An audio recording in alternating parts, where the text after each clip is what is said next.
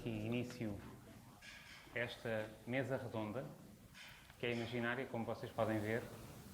Vamos imaginar que está aqui uma mesa redonda. Mas enfim, vai ser uma conversa, vai ser relativamente breve, também não temos assim muito tempo e não vos queremos aborrecer demasiado. Pelo menos assim numa primeira vacina de ciência. Agora as vacinas estão muito em voga, como vocês sabem. E esta mesa redonda é precisamente sobre ciência, mas comunicação de ciência. Para começar pelo princípio, eu chamo-me Mário Lino, sou jornalista e neste momento trabalho na Câmara Municipal de Lolé, no Cineteatro Loltano, que tem estado também envolvido, de certa forma, no programa Geopalcos, no qual se enquadra esta instalação que vocês acabaram de ver, que se chama Osso do Mar. Aqui comigo temos alguns convidados, como vocês também já puderam ver. Temos naquele lado o Hélder Pereira, que é professor de Biologia e de Geologia na Escola Secundária de Lolé, mas que, para além disso, também é um apaixonado, obviamente, por esta área, por este tema, e que realiza até também algumas atividades ao nível do turismo de natureza e passeios que acabam por ter conversas no âmbito da geologia, portanto, do nosso território. Já vão perceber que isto também, este programa, os Geopalcos, que mistura arte, ciência, natureza, portanto, de alguma forma a cultura, está integrado numa candidatura que se chama Geoparque Algarvensis. Alguns, talvez, que estejam aqui já tenham ouvido falar da famosa salamandra gigante, que é o Metoposaurus algarvensis, mas eles é que são os cientistas, saberão pronunciar talvez melhor do que eu estas nomenclaturas. E, portanto, existe este programa que está dentro de um território que envolve Lolé, Silves e Albufeira, são 3 municípios aqui do Algarve, e este até é um dos locais, portanto, que está integrado, digamos, dentro desse geoparque. Mas, não querendo tomar-vos muito mais tempo, o Hélder Pereira já vos apresentei, depois temos o Manuel Célio Conceição, também professor e investigador na Universidade do Algarve, no CIAC, no Centro de Investigação em Arte e Comunicação, e é por isso que está aqui, porque isto também vai ter aqui uma parte de comunicação. E, por fim, mas não menos importante, a Cristina Veiga Pires, que é também ela própria geóloga, formada em Geologia e em Geoquímica Isotópica, não é? Que é um belo palavrão para nós começarmos, para tentar perceber o que é isto de geoquímica, mas não é para isso que estamos aqui. Pode ser que ela nos explique em 3 palavras o que é que isto significa. E é também diretora científica desta candidatura, corrija-me se estou em erro, mas acho que não, do Geoparque Algarvensis, que tem uma equipa de cientistas também, não só, mas também a trabalhar, portanto, toda esta vertente da ciência no território, e é por isso que nós também esperamos que vocês aqui possam, eventualmente, com um pouco de sorte, aprender qualquer coisa sobre o que é isto do Geoparque Algarvensis, mas não só, sobre aquilo que nos envolve, e este é um sítio espetacular, como vocês podem ver. Não sei se é a primeira vez para alguns de vós, mas é que, de facto, o Algarve, não só nestes territórios, mas também neste território, tem às vezes muito mais do que aquilo que nós imaginamos e está muito perto de nós. É claro que os cientistas dedicam parte do seu tempo a estudá-lo, mas depois, muitas vezes, têm alguma dificuldade em transpor para o público, em geral, aquilo que nos rodeia, não é? Ou nós próprios, às vezes, nós como espectadores ou como pessoas, enfim, não cientistas, temos dificuldade em dar valor ou em percebermos o que nos rodeia. Pronto, feita esta não tão pequena introdução, eu se calhar começava por aquilo que vocês viram há pouco, isto é, viemos aqui, estamos aqui numa mina, estamos a 230 metros, mais coisa, menos coisa, de profundidade, mas fomos ali, digamos, contactámos com uma vertente que não é muito comum, que é esta da arte ligada à ciência. Porque eu não sei se vocês perceberam, mas aquela peça, ou enfim, aquela instalação, evidentemente tem a ver com o sal também, de certa forma. Viram ali uma espécie de uma paisagem, mas é um retrocesso, é um recuo a 200 e tal milhões de anos também atrás, que é esta realidade que nos envolve, não é? E eu, se calhar, começava aqui pelo Manuel, isto não tem propriamente uma ordem combinada, mas de que forma também é que aqui a arte pode ajudar, ou não, a comunicar a ciência? Muito obrigado. Obrigado a quem me convidou. Eu suponho que esta senhora tinha alguma culpa, mas à Câmara Municipal de Lolé. Desculpa. Muito obrigado. Eu sou, de facto, professor da Universidade do Algarve, sou investigador e trabalho, enfim, a minha formação de base é letras e a minha área de investigação é a terminologia técnica e científica. Portanto, ocupo-me das palavras complicadas, como as coisas isotópicas e enfim, que se falaram, do ponto de vista da análise linguística. E estou particularmente contente por aqui estar. É a primeira vez, eu sou algarvio de Tavira, já andei por aí, mas não fazia ideia de que isto existia, já tinha ouvido falar, é a minha primeira vez, mas estou contente por estar entre pessoas que estimo. O Helder até, talvez as pouca sorte, não se ter sido meu aluno, a Cristina, minha colega há muito tempo, enfim, o Mário. Muito obrigado a todos. Vamos lá, para fazer as coisas rápidas, vamos a isto. A dimensão artística. Quando nós falamos de comunicação de ciência, o que se pretende é levar o conhecimento às pessoas que o queiram adquirir. Ponto.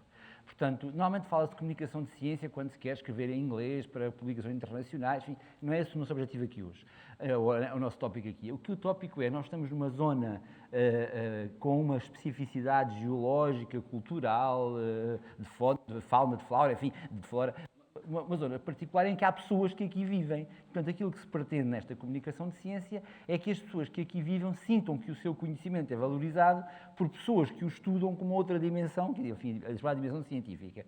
E para isso a arte pode servir, enfim, e o que fazemos no meu centro de investigação, a que eu pertenço, Centro de Investigação em Artes e Comunicação, é precisamente aliar a possibilidade de a arte contribuir para a comunicação. E o que vimos aqui, a interpelação que sofremos, digamos assim, que a arte é sobretudo interpelar as pessoas. Nós fomos, espero eu, todos nós interpelados e de formas muito diferentes, consoante aquilo que vimos, já agora muitos parabéns, consoante aquilo que vimos do ponto de vista gestual, sonoro, incomodativo, irritante às vezes, há umas intenções que eu sentia assim, mas que calhar cada um dos senhores sente de outra forma. Mas a arte provocou-nos e interpelou-nos, ou seja, obrigou-nos a repensar em qualquer coisa e trouxe-nos conhecimento. Nós fizemos uma viagem imaginária, pelo sal, pela contagem, e, portanto, a arte tem este pendor. A arte não se faz só para dizer que é bom ou que é feio, porque o bonito e o feio é uma coisa muito relativa. Faz para, de alguma forma, para incomodar. E não é no incómodo é que nós construímos conhecimento. Portanto, estamos a comunicar de alguma forma. Nós, se não nos sentirmos interpelados, não tínhamos vindo debaixo da terra hoje, se não fôssemos de alguma forma interpelados, e não teríamos vontade de adquirir conhecimento. Portanto, quando falamos de conhecimento, de comunicação de ciência neste contexto do Geoparque, eu espero que seja, eu não conheço a candidatura, mas espero que seja essa a intenção, que é rentabilizar, se me permitem o termo economicista, o conhecimento e o saber que existe nesta zona, natureza etnológica, cultural, de modos de vida, de modos de estar, rentabilizá-lo e, ao mesmo tempo, dar-lhe sustentabilidade científica, no sentido em que ele é parametrizado e acompanhado por pessoas que o estudam do ponto de vista da geologia, da etnologia, da dimensão artística. Aliás, há a Salamandra está neste momento imortalizada numa rotunda feita por enfim, cuja estátua foi feita por um colega meu, a obra é feita de um colega meu do SIAC, da Universidade, do Pedro Cabral Santos. Portanto, é isto que eu queria dizer. A arte serve sempre para nos interpelar. E se for associada à transmissão de algum conhecimento, reparem que não é um conhecimento, não houve nenhum teorema, não houve nenhuma regra, não houve nenhuma lei da física, mas que essas são as menos importantes, não é? Alguém dizia que a Vênus de Milo é tão bonita como o binómio de Newton, não é? E, portanto, se calhar é aqui que nós construímos este conhecimento. Mas não me vou alongar mais, senão eu quando começo a falar não me calo, peço desculpa. Ainda estamos aqui com algum tempo.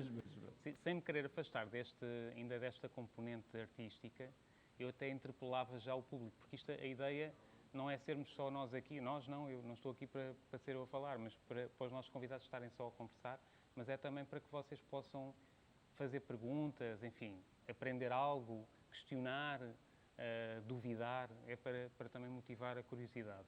E eu pergunto, para além de vocês, não sei, alguns talvez ainda não terem vindo aqui à mina, se perceberam ou se leram alguma coisa, por exemplo, antes em relação a esta instalação artística. Quem é que daqui percebeu ou já ouviu falar, por exemplo, no Mar de Tétis? Levanta aqui o dedo, levanta o braço. Bom, vocês não contam. Pronto, pouca gente, não é? Quem é que daqui que está aqui presente já tinha ouvido falar, por exemplo, nesta situação do Geoparque Algarvensis? Levantem o braço. Já são mais. Na Salamandra, já alguém tinha ouvido falar? Quem é que ainda está com os braços em baixo? Isto foi muito rápido. Pronto, é esta questão de comunicação. Isto já se começou a comunicar há algum tempo, não é? Mas mesmo assim é difícil chegar às vezes às pessoas. Então eu se calhar até pedia ali ao Hélder, uma vez que estamos aqui neste contexto e que vocês não ouviram falar do Mar de Tétis, se calhar não, isto para nós 230 milhões de anos ou não sei o que, é uma coisa um bocado imaterial, que nos explicasses onde é que nós estamos, não é? Sendo geólogo, e o que é isto do mar? Isto aqui era mar? Afinal, o que é que se passa aqui? Bem, isto é uma história giríssima e complexa ao mesmo tempo, que às vezes isso também dificulta o trabalho de quem quer comunicar ciência. Às vezes temos temas extremamente complexos e tentar simplificá-los obriga-nos aqui a um exercício que também nem sempre é fácil, de maneira a que se mantenha o rigor científico, mas ao mesmo tempo se permita transmitir a mensagem ao comum dos mortais, por assim dizer. Portanto, em termos daquilo que nós aqui temos, estamos rodeados de facto de um maciço de sal imenso e que se formou, se calhar uma imagem que é fácil de transmitir às pessoas, se formou através de um processo em tudo semelhante àquilo que nós quase que podemos observar anualmente durante o processo de produção de sal, nas marinhas de sal aqui na Ria Formosa, por exemplo.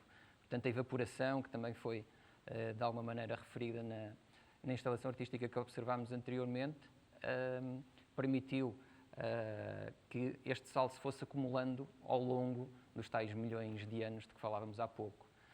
Já agora, se calhar, fazendo aqui um exercício também de comunicação, quando falamos em tempo geológico e nos milhões de anos, às vezes é um bocado difícil de perceber quantos milhões e onde é que andávamos, ou melhor, onde é que a Terra estava, onde é que os continentes estavam nessa altura.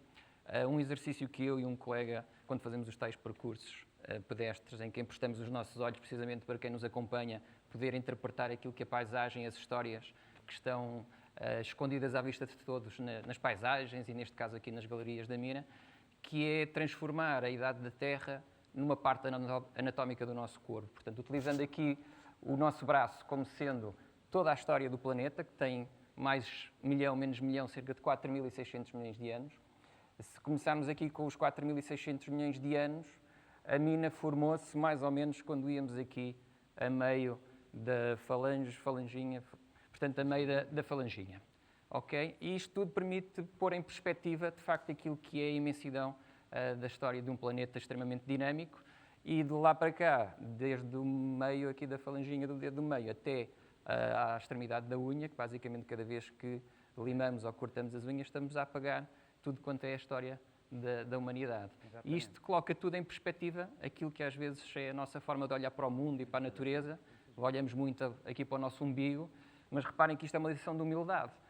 Os dinossauros estiveram por cá precisamente mais ou menos na mesma altura, um pouco depois do momento em que se formou este grande maciço de sal, e já cá não estão, só vemos as marcas que eles deixaram, os ossos, as pegadas, etc. Portanto, tudo isto, e agora transportando aqui para o projeto do Geoparque, é também uma forma diferente de olharmos para o território e de darmos valor a coisas que às vezes passamos por elas e nem damos conta. Um projeto giro, e agora se calhar, não sei se ainda tenho alguns minutos, vou aqui tirar da cartola, fazendo aqui um bocadinho de autopromoção descarada, à moda de um outro colega. Portanto, este é um exemplo concreto de comunicação de ciência, portanto, é uma publicação que, inclusivamente, tem aqui a chancela do Geoparque, foi uma das primeiras publicações a ter o selo do Geoparque, que basicamente é um livro de bolso, um guia de campo para redescobrir a cidade e que tem um conjunto de 17 histórias em que eu vou aqui abrir ao calhas, ou talvez não, na 16ª história, que conta precisamente a história da cidade do Salgema, que é precisamente onde nós estamos. E fazemos aqui a relação entre as galerias da mina, Portanto, temos o poço de entrada, contamos um pouco a história do tal mar de Tétis, e há aqui uma imagem em particular que nós gostamos muito, que é colocar uma imagem de satélite e depois a zona ocupada pelas galerias da mina. E, de facto, se repararmos em termos de escala, é imensa. Portanto, a área ocupada aqui pelas galerias da mina, à escala da cidade de Lolé, é bastante grande. E a ideia ao longo deste livrinho é contarmos histórias, descodificando, mantendo o rigor científico, mas descodificando aquilo que nós podemos observar em diferentes pontos da cidade, incluindo aqui a cidade do Salgema. E a ligação. É que nós podemos encontrar esse livro? Este livrinho foi publicado pela Câmara Municipal, com o apoio do museu em particular, e é no museu que podem encontrá-lo. E que tem, no fundo, um conjunto de outras histórias. Podemos, quando caminhamos na calçada portuguesa, estamos também a caminhar em cima do fundo de antigos oceanos. Temos monumentos onde podemos ver fósseis de antigos organismos que viveram noutros oceanos, como é o caso dos corais. E pronto, numa linguagem que pensamos que é bastante acessível e que começou com um projeto precisamente com alunos ali da escola secundária. É uma forma de comunicar ciência e fazendo também aqui o cruzamento com a arte. Já agora, aproveitando este momento, porque depois o que nós temos, a obra é profusamente ilustrada, portanto está cheia de ilustrações, de fotografias, mas fotografias que nos mostram uma fatia de rocha, portanto aquilo que reveste os edifícios, os monumentos, os pavimentos, etc.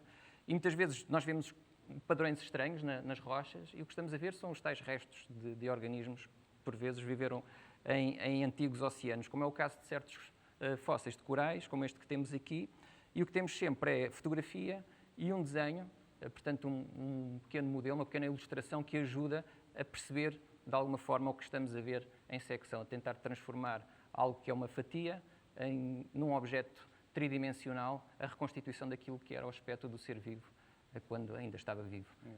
Ok? Eu agradeço ao Hélder aqui, vocês repararam que ele é um comunicador de ciência, não é? Para além de divulgar o livro, e vocês depois vamos pôr aqui em rodapé o número de telefone onde vocês podem encomendar.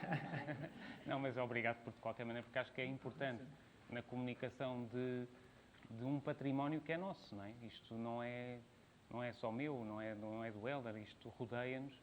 E muitas vezes nós não valorizamos porque não conhecemos, não é? Isto também é uma coisa Já agora, se me permites um pequeno apontamento para mostrar a importância, às vezes, destas coisas e que é o retorno que temos dos miúdos, que passam em muitos dos sítios que aparecem no livro e o que nos dizem, mas eu passo aqui todos os dias e nunca tinha reparado nisto. E às vezes é ir para além do ver, é observar, é analisar e a partir do momento em que temos os olhos treinados em que despertamos para esta realidade, passamos a ver o mundo de outra forma e a apreciar o património de outra forma. E podemos aqui também trazer outros aspectos, redescobrir a cidade do ponto de vista arquitetónico e perceber que os materiais de construção vieram de algum sítio e que também têm a sua história. E é um pouquinho por aí, portanto, agora está muito em voga o storytelling, aqui passo o anglicismo, portanto, contar histórias é um pouco isso que nós tentamos fazer, porque, como dizem os britânicos também, uma das expressões mais poderosas, e todos nós nos lembramos da nossa infância, era quando a nossa avózinha, eu ainda me lembro quando era miúdo, à beira da fogueira, e era uma vez, e isso desperta logo a atenção de qualquer pessoa, sejam miúdos, sejam graúdos, e é sempre uma boa forma de iniciar uma boa conversa. Exato. Eu pego aí nessa deixa e pergunto aqui à Cristina, não é? Aproveitando esta muleta do Era Uma Vez, não sei se aqui a história vai ser Era Uma Vez uma salamandra ou Era Uma Vez um geoparque, mas todo este território e este manancial de ciência às vezes não é fácil de comunicar, não é? No vosso caso, no caso do geoparque, como é que vocês conseguem ou tentam chegar aos públicos, às pessoas, a estas que estão aqui e a tantas outras? Obrigada pelo convite e pela pergunta. É muito difícil falar depois do Célio e do Hélder, que falam tão bem, e depois fica assim sem palavras. Não, é fácil. Essa pergunta eu acho que já está meio respondida. A ideia é que a geologia seja uma desculpa para descobrir o património. E não só o património geológico, é uma descoberta para alguns, mas também tudo o que é património cultural, artístico. Estamos a falar de oralidade, estamos a falar de biologia, estamos a falar de tudo o que nos rodeia. Por isso a ideia é mesmo fazer essa transparência, essa ligação entre os diferentes sítios, lugares e conhecimentos que temos da região. E isso, o Geopalcos é um ótimo exemplo disso. E porquê? Uma das perguntas que eu ia fazer é quem daqui veio para a arte e quem daqui que está veio para a natureza ou a rocha? A ideia é mesmo nós conseguirmos pôr juntos pessoas que gostam de arte e que vêm porque gostam de arte, mas descobrem a geologia, e pessoas que vieram para ver a geologia ou os recursos mineiros e que descobrem a arte dentro deste espaço. E é isso que nós pretendemos, é conseguir chamar as pessoas. A comunicação de ciência tem um grande problema, é que as pessoas têm que estar abertos para receber aquilo que nós queremos dizer. Numa escola é mais fácil, eles não estão tão abertos, mas são obrigados a estar lá e por isso, de alguma forma, temos o público ali. Na universidade é a mesma coisa. Também às vezes não estão tão abertos, mas temos o público ali. Estes aqui também, porque eles não podem fugir. Estes aqui também não podem fugir, é uma maravilha, mas efetivamente temos que encontrar o espaço onde podemos falar de ciência, de uma forma agradável, porque a ciência, como já viram, todos aqueles que gostam do que fazem conseguem comunicar ciência de uma forma muito agradável, compreensível e com interesse de partilha de experiência. E é isso que nós queremos no Geoparque Algarvenses. Os Geopalcos é isso, é arte, ciência e natureza, e por isso tentar misturar todas as pessoas. Obviamente que não se vão sair daqui a conhecer a geologia da mina de sal, mas se calhar saem com a curiosidade de perceber um bocadinho mais, de ir ver o que é o mar Tétis, ou de ir ver porque é que se chama Tétis, quem era a Tétis. São essas coisinhas que fazem com que as pessoas gostem. E quando se gosta, primeiro é preciso conhecer, depois é preciso gostar, e depois de gostar conseguimos preservar e imaginar novas maneiras de utilizar este recurso. E o Geoparque Algarvices também é isso. É um desenvolvimento territorial. A ideia é todos nós conseguirmos aproveitar, de alguma forma, melhorias para o território. É um território que é interior e isso foi um propósito muito claro. O território do Algarvenses não vai até ao litoral, embora, de um ponto de vista geológico, tenha no litoral umas arribas, uns geossítios muito interessantes, mas aqui o que queremos mesmo é desenvolver o litoral, para conhecer o interior, para conhecer o território do interior e desenvolver esse território que tem um grande número de oportunidades, e ainda por cima são mares. Estamos aqui no mar, se forem para a serra é outro mar, outro tipo de mar, que é muito mais antigo, mas também era um mar, e por isso continuamos a falar de mares, que seja aqui, na serra, no Barrocal, são mares muito bonitos. Pois, porque aqui, eu já o tinha mencionado, mas é assim, existe aqui um território que é bastante vasto, penso que são 1380 e tal quilómetros quadrados, não é? Por aí, 1381 talvez, e que abrange Loulé, Silves e Albufeira, ainda que não chegue exatamente ao litoral, mas vai, por exemplo, até Paderno. Pode descrever um pouco quais são os limites territoriais, para quem não conheça? Então, eu posso descrever os limites territoriais de duas maneiras. Uma mais prática, que é basicamente a sul, é muito perto da autoestrada ou da Nacional 125. De um ponto de vista geológico, é o limite do Jurássico. Coincide, e porquê que coincide? Isto é aquela parte bonita, é porque a própria forma da paisagem, a geomorfologia da paisagem, tem a ver com a rocha. Há mais ou menos colinas, montanhas, e a autoestrada foi construída num sítio relativamente plano, mais curto, e foi exatamente quando o Jurássico, as rochas calcárias já não estão ali, já não há aquelas colinas que chateavam um bocadinho para poder fazer a autoestrada de uma forma mais linear, e por isso é aí que passa a autoestrada. É, mais uma vez, a geologia que está, de alguma forma, na base do delineamento tanto da Nacional como da autoestrada. E por isso não é um acaso que os dois limites sejam coincidentes. Isso a sul. E a norte é o limite dos territórios de Silves e Lolé. Eu só queria acrescentar aqui que, embora seja efetivamente estas 3 câmaras que assinaram este protocolo para avançar o Algarvensis, a Universidade do Algarve também é uma das promotoras do projeto.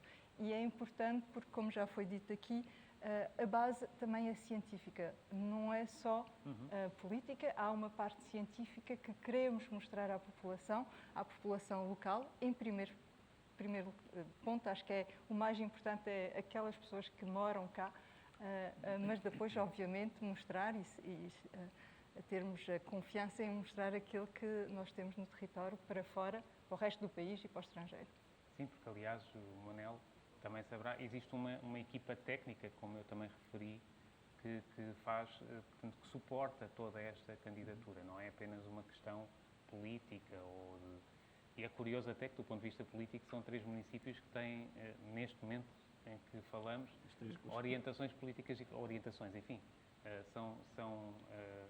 cujo executivo é liderado por presidentes de cores diferentes politicamente, não é?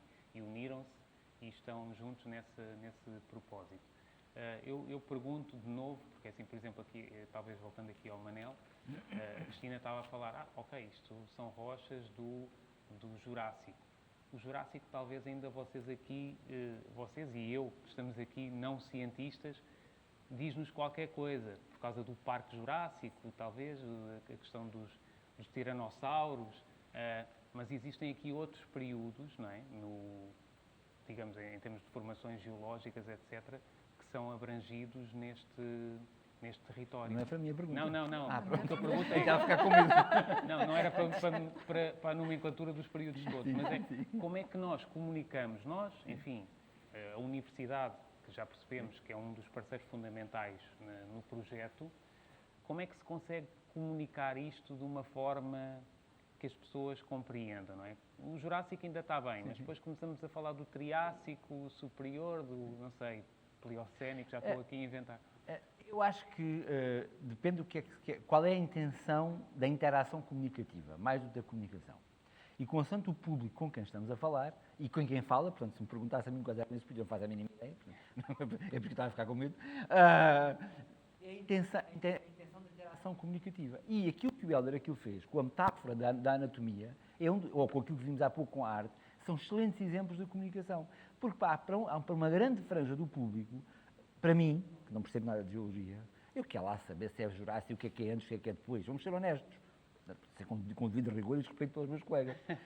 Mas eu sei que há quem saiba, isso a mim não é o que mais me preocupa. Eu quero perceber uma dimensão temporal que possa comparar isso à minha escala humana, que é reduzidíssima.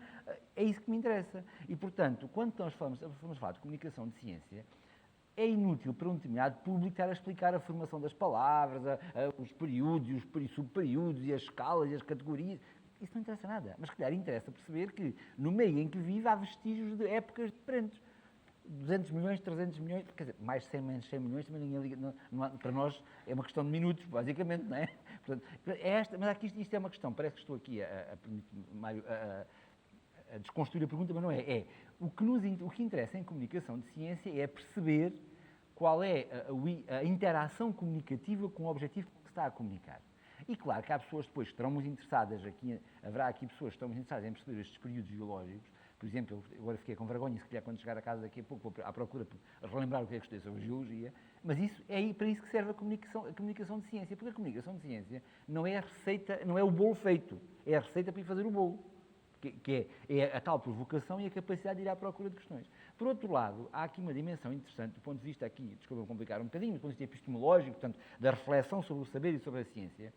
Nós estamos num período, do ponto de vista social, enfim, político, etc., num período em que se está a valorizar cada vez mais, que se está a valorizar realmente os contextos e os locais.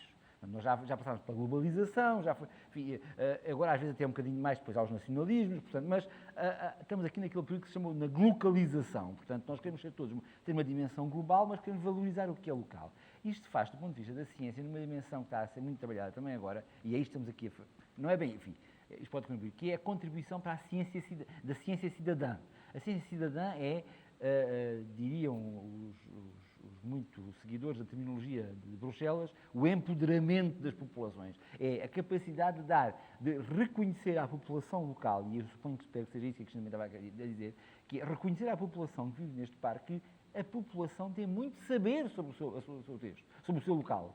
E, portanto, o que compete às pessoas que fazem estas investigações, estes trabalhos, é ir ter com as pessoas e perceber, trazer um conhecimento feito na tal Torre de Marfim, que é a universidade, mais teórico, mais genérico, mais cientificamente validado do ponto de vista da ciência tradicional, e ir recolher, ir validá-lo e aumentá-lo com as pessoas que vivem nos locais. Por exemplo, as dimensões, para as pessoas que vivem neste território, interessará, que praticam agricultura, interessará perceber o tipo de terra e o que é que podem semear em que tipo de terra.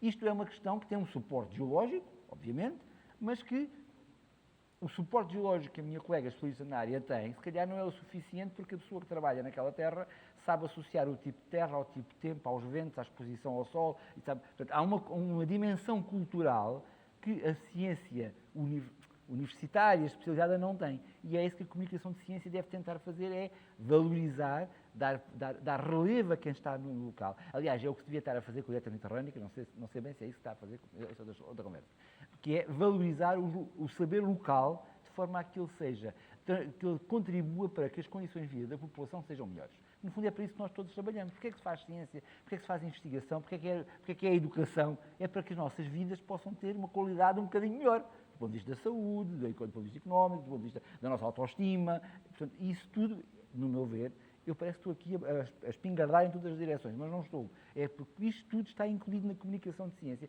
E a comunicação de ciência não pode ser o que já foi há algum tempo, que é, vamos ver como é que ensinamos às pessoas os períodos geológicos. As pessoas não querem saber os períodos geológicos. As pessoas querem perceber aquilo que lhes interessa para a sua vida. E então é preciso dosear, com o devido respeito, e respeitar as necessidades. É um bocadinho já que nós vamos fazer um teste. É um bocadinho disruptivo. O que eu estou a dizer é um bocadinho disruptivo. E quem tiver depois de ouvir isto vai me chamar nomes. Vai dizer, mas ele afinal é universitário ou não é? Pois é que eu não vejo a universidade como a Torre de Marfim medieval. Eu vejo a universidade como o que estuda e aprende também com o contexto em que está. Mas isso é um problema meu que eu não sei resolver. Eu volto aqui só um bocadinho à Cristina, depois já vou ali ao Hélder. Precisamente sobre isto que o Manel estava a falar, que é do empoderamento, ou dar poder, de certa maneira, às pessoas. Isto não é também importante no sentido em que as pessoas, ao conhecerem, depois acabam por proteger também o património, ao valorizar, não é? Mas saberem que existe, quando às vezes há algumas tentativas de destruição, seja por que motivo for, não é? De algum património. Sim, sem dúvida. É um dos objetivos da participação da ciência cidadã, é também para colaborar na conservação. Nós não conseguimos ter alguém do Parque Natural ou do ambiente em todas as esquinas e por isso não funciona.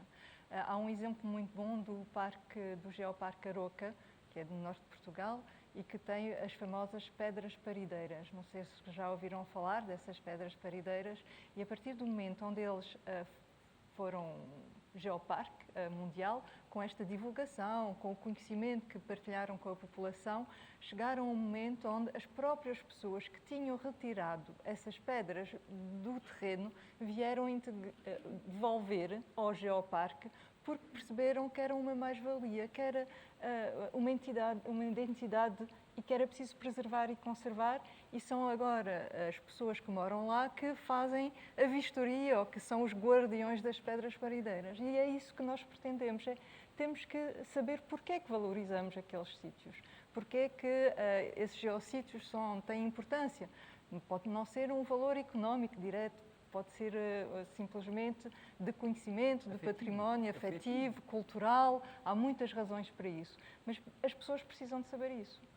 E, quando eu digo as pessoas, são todos nós, porque eu acho que há ali uns geossítios, de um ponto de vista científico, que são muito importantes, porque têm um fóssil muito importante, que só aqui é que se conhece, o famoso Metaphosaurus algarvensis, por exemplo, mas também a própria população tem nos seus locais alguns sítios muito característicos do ponto de vista cultural, ou uma fonte, ou uma nascente que sempre existiu, que já não existe, ou que é preciso preservar, e também precisamos desse conhecimento para o lado da equipa do Geoparque, e por isso tem que ser uma conversa.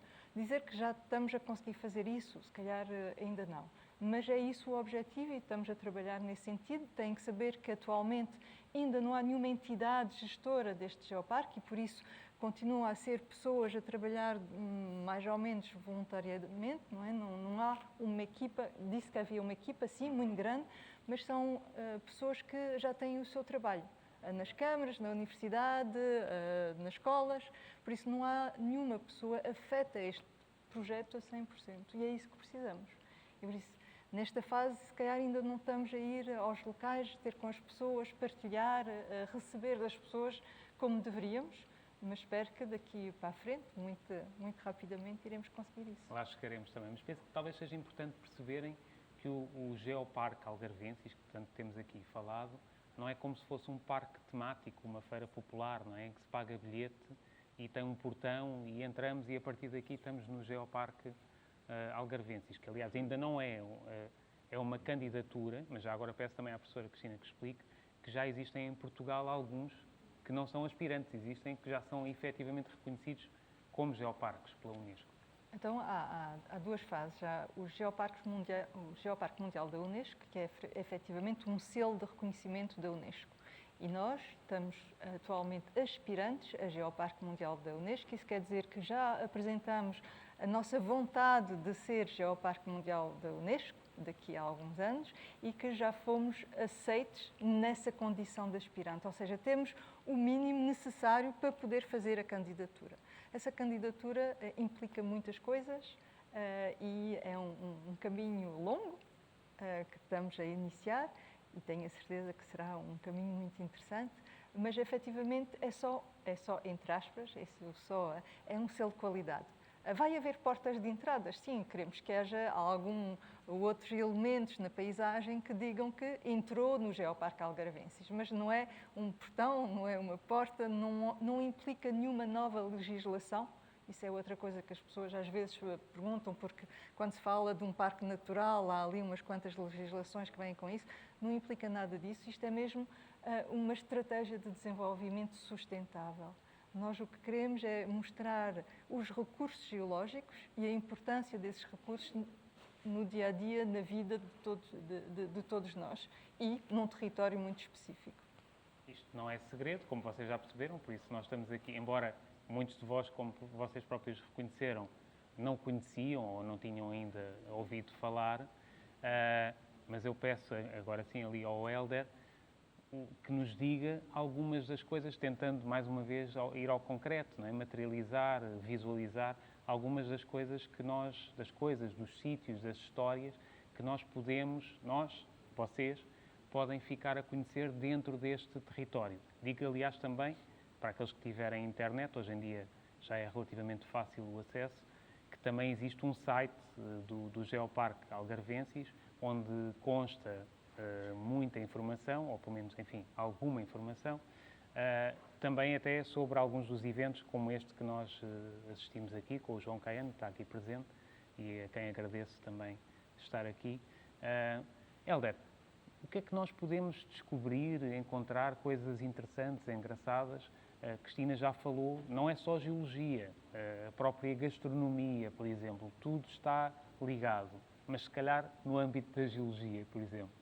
Sim, mas era um pouco por aí que eu também estava aqui a pensar, em função do que ia sendo dito pelos meus parceiros, de mesa redonda, que isto de facto, a ideia não é ser um parque temático só para geólogos, só para os maluquinhos das rochas e dos fósseis. A ideia é que seja uma nova maneira de fruir um território que é de todos, onde as pessoas estão, têm as suas atividades e até, por vezes, têm um conhecimento prático do território, porque é que neste solo se consegue, porque é que há alfarrobeiras aqui, porque é que há laranjeiras ali, onde é que é bom ter medronheiros, e depois acaba por estar tudo ligado.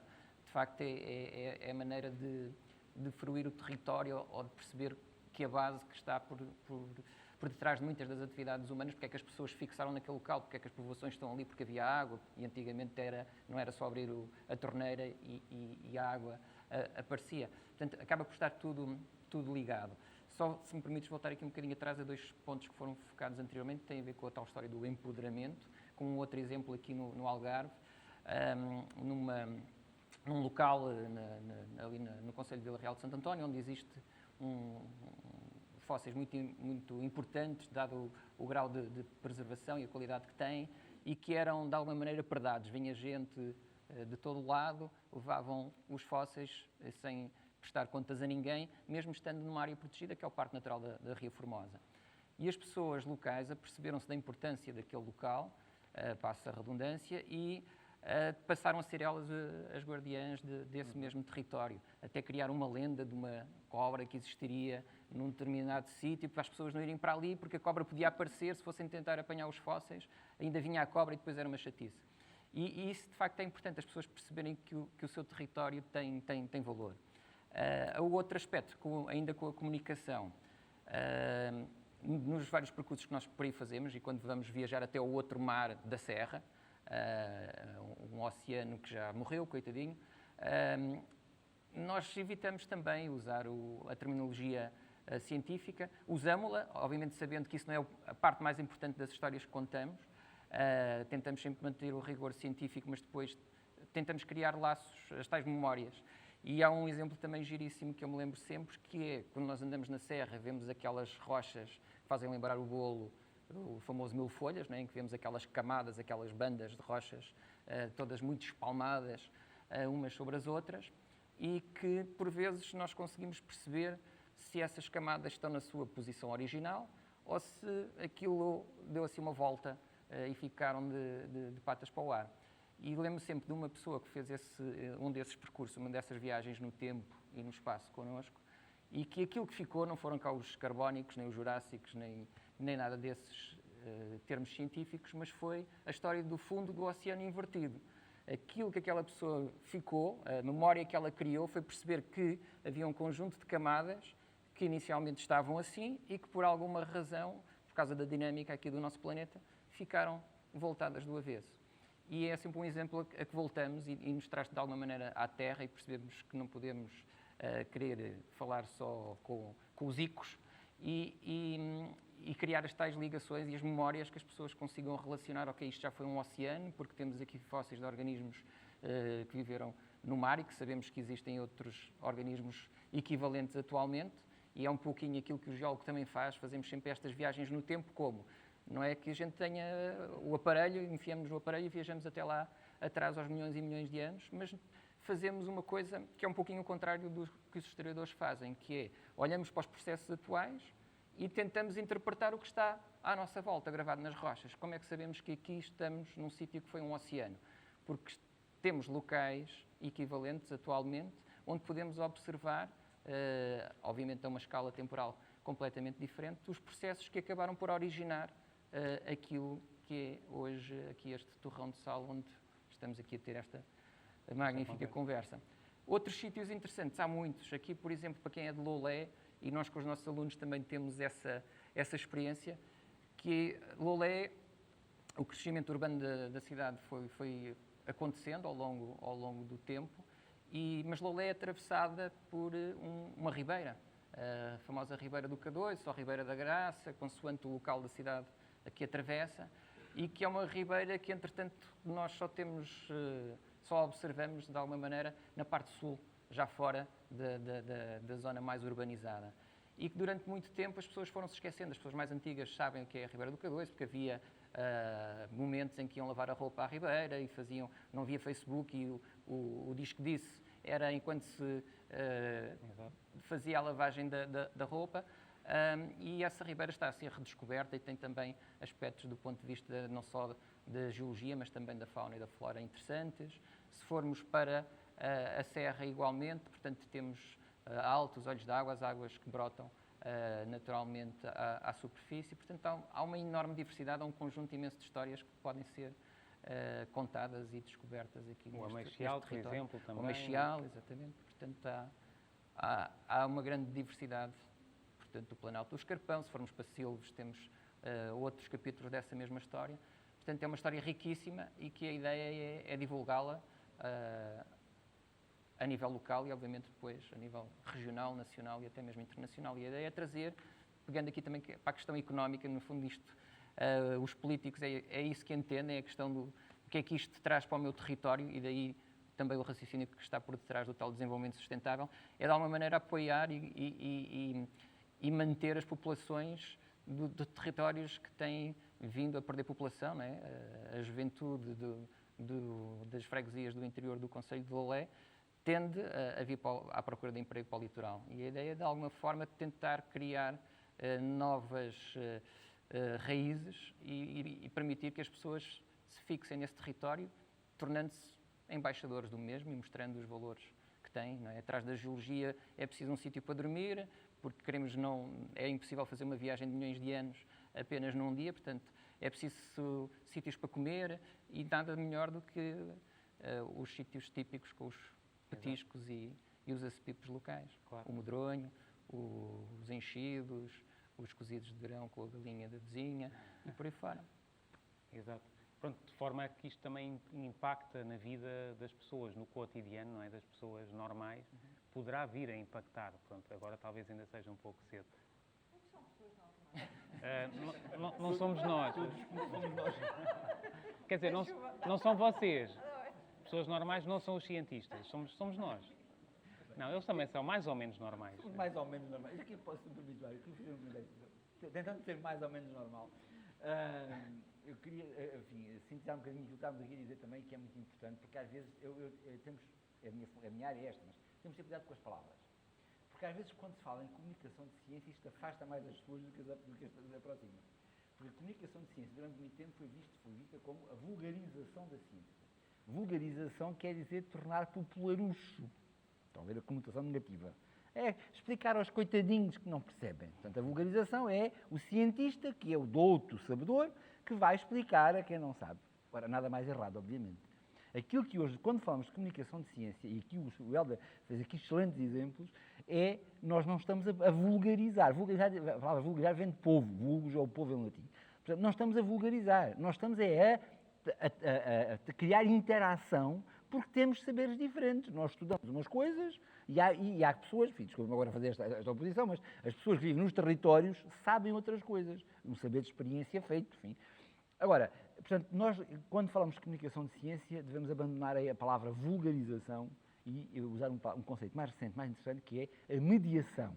E a mediação é o respeito por ambos os interlocutores, que têm conhecimentos diferentes, a níveis diferentes, nós temos que fazer carreiras académicas, temos que ser avaliados, temos que ensinar, e as pessoas que vivem nos territórios têm que sobreviver, têm que criar mais-valias. Portanto, o que estamos aqui a falar é da mediação científica. E a mediação científica é a troca de conhecimentos, valorizando aqui mais uns, ali mais os outros. É isto que o Helder faz.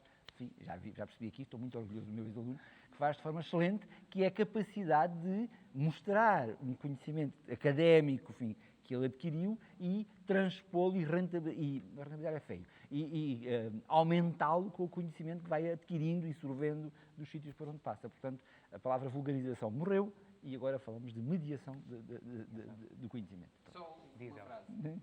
E é precisamente isso, é agir, nós vamos fazendo os percursos, vamos contactando com as pessoas que vivem no território e, por vezes, vamos incorporando pequenos capítulos graças a essa interação com as pessoas. E é muito interessante. O nosso tempo é limitado, mas eu ainda vos desafiava, a quem está aqui presente, a poder, obviamente, colocar questões, se têm dúvidas, a alguém em particular, e eu encarregar-me-ei de transpor. Nós até penso que temos aqui temos um microfone, portanto peço só que aguardem um pouco. Depois também gostava de perguntar aqui ao João, que alguns de vocês agora se calhar não conseguem ver, mas que foi o artista que fez, não é o único, porque é uma instalação que envolve 3 artistas, mas foi aquele com que vocês contactaram pessoalmente. Depois também já lá chegarei. Ora, bom dia. Já agora peço que se identifique, é como quem diz, pronto, diga o seu nome, por favor. Pronto, meu nome é Luísa e eu estava a ouvir aqui a parte do Mar Tetris. Em vez de ir à Wikipédia e procurar e ter um bocadinho do conhecimento comum, pedia aqui, já percebi que a gente está no Mar Tetris, aqui um esclarecimento, ou para a gente sair daqui com mais conhecimento do sítio que a gente está. Alguém em particular quer explicar? Não é no nome, é mesmo na geologia que quero, porque a Tétis vem então da irmã do Oceanos. tem uma Mitologia grega. mitologia grega. Isso é a primeira coisa que também fiquei a saber. A segunda parte é um oceano que separava há 230 milhões de anos dois continentes. Ele começou a abrir do lado este e foi abrindo cada vez mais e separando cada vez mais dois continentes. E essa abertura é um bocadinho como nós temos agora o Mar Vermelho, se quiser. É o início da abertura de um oceano e por isso há fases onde o mar é pouco profundo e há movimentos. E esse mar pouco profundo permite esta evaporação da água, também temos de ter um período quente, e permite esta evaporação da água. Ao continuar a abrir, deu origem, depois de norte-sul, ao Oceano Atlântico. Por isso tem uma junção aqui, é o mar que estava antes do Mediterrâneo, depois ao fechar, tivemos este Oceano Tétis. Aqui à frente também, este senhor, por favor. Não tenham vergonha, podem perguntar. Não, vergonha nenhuma. Em primeiro lugar, bom dia. O meu nome é Hugo Lopes e eu gostaria de perguntar, aliás, de fazer duas perguntas, que será, porquê só Albufeira, Faro e Lolé? Silves, peço desculpa, exato. E o que é que quer dizer o Algarvensis? Como é que vocês chamam o Parque Algarvensis? Eu nunca tinha ouvido falar nisso. Geoparque. Não é o Geoparque, ou seja, mesmo o término que vocês utilizam, Algarvensis, não é? Algarvensis. Eu sou aqui do Algarve, sou de Tavira também como Manel, e nunca tinha ouvido isto na minha vida, portanto gostava de saber de onde é que vem esse nome Algarvensis. Algarvensis é um adjetivo latim, é utilizado para muitas espécies em latim que são do Algarve. Por isso, Algarvensis... De latim que não é latim, é um latim construído agora. Pronto, muitas vezes... Não, é só porque o Algarve não existia... A palavra Algarve não existia nas alturas. Pronto, e o Algarve é uma palavra árabe, né? Al é o determinante e Garbe é o nome. E, portanto, Algarve, em biologia e em geologia, a categorização as classificações normalmente são feitas com classes anatómicas latinas. E, portanto, tanto quanto sei, todas as espécies que são claramente originárias do Algarve, portanto, é formado um adjetivo a partir da palavra Algarve, usando o paradigma de formação latino. Portanto, Algarvensis é um genitivo plural, que é um genitivo que quer dizer do Algarve, em latim. Pronto. Sendo que é um latim, como digo, um latim criado, que nenhum romano nunca diz a palavra Algarvensis. Não, nós somos tavirenses. Pronto. O que passa é que o tavirense, por exemplo, é a mesma forma, só que é a forma portuguesada do sufixo ense. Em biologia, em anatomia, em geologia, usa-se sempre, a categorização são sempre formas latinas, porque é dito que é uma linguagem supostamente universal, para a categorização, toda a etc. gente fala no dia a dia. Exatamente, portanto, isto é uma classe, corrija-me se eu estiver errado, ou uma classe ou uma subclasse, não faço ideia, que permite classificar aquela ia dizer lagarta, já me matavam, aquela salamandra, aquela espécie, por diferencial de outras espécies. Tal como o Homo sapiens, por exemplo. Exatamente. Sim. Em ciência, usamos o Metaposaurus algarvensis, foi descrito aqui, daí a designação. É do Algarve. Há outras espécies de Metaposaurus. E muitas vezes é isso que acontece. Portanto, temos um outro que foi o primeiro, foi descrito na Alemanha, é o Metaposaurus diagnósticos, que serviu de referência para as restantes. Há o Metaposaurus ajuda-me lá, Krajokiviensis, que é na Polónia, portanto, que é específico da cidade de Krajów, na Polónia. E aqui o Algarvensis. Mas é assim que funciona, para evitar, no fundo, a utilização dos nomes comuns, que nós sabemos, por exemplo... E é para que possa ser lido e percebido em qualquer para parte. biólogos que não falam português, Exatamente. mas que sabem, quando identificarem, sabem, isto significa que é daquela região. Pronto, E que também não falam algarvio. E também não falam algarvio. Mais alguma pergunta? A parte, há aqui... Ainda outra, falta uma, peço desculpa. que é um bocadinho mais complicada. Porque, na realidade, todo o Algarve poderia ser Geoparque Algarvensis. O Algarve está cheio de sítios muito interessantes. Aqui é uma vontade política de 3 câmaras que conseguiram juntar-se. Sei que existe a AMAL, por exemplo, a AMAL poderia ser um gestor de um geoparque do Algarve, Algarvensis, com os limites do Algarve. A AMAL, que para quem não sabe, é a Associação de Municípios do Algarve. mas pronto, é mais complicado, sim, essa parte é complicado, mas mesmo assim é um território que tem uma geodiversidade muito grande. Se formos para Lagos, se formos para Sagres, se formos para Tavira, se formos para Vila Real Santo António, também é um património geológico interessantíssimo. Estamos a trabalhar neste, que é aquele que nos dá os meios de avançar. Mais alguma pergunta? Ali? No outro dia ouvi falar Só um que... bocadinho que é para ter o microfone aí. No outro dia ouvi falar que aqui no município de Lolé há uma caverna calcária que já foi descoberta há muitos anos e no mundo há só 3 ou 4 iguais. Gostaria de saber onde é que fica e como é que é, porque eu só ouvi isto um bocadinho na rádio. Pronto, é tudo. Obrigada. É a Gruta do Telheiro, trabalhada pela Sofia Reboleiro, que é uma bióloga que trabalha com as espécies que existem nas grutas, efetivamente. É no Telheiro, no Vale do Telheiro, é perto daqui. Mas tem que saber que no território de Lolé, também um bocadinho em Silves, em Albufeira, toda aquela parte do Barrocal, que é calcário, tem cavidades, grutas, muitas cavidades kársticas, são mais de 100. Essa em particular, que é estudada há vários anos, é efetivamente considerada a nível mundial como uma das únicas, porque tem espécies características únicas, só que se encontram só aqui no Algarve, que vivem nessa gruta e que foram descritas pela investigadora. Que se fala do... O Mário teve a trabalhar este artigo, por isso, do pseudo-escorpião. Sim, exato. Portanto, há várias espécies, por acaso não fui eu que escrevi o artigo, mas até achei que, não fui eu que escrevi, foi um colega do Jornal Público, o Idálio Revés, mas que descreve exatamente algumas dessas espécies científicas e que até é um bom exemplo também, mas aqui tiveram vários, de como comunicar a ciência de uma forma interessante.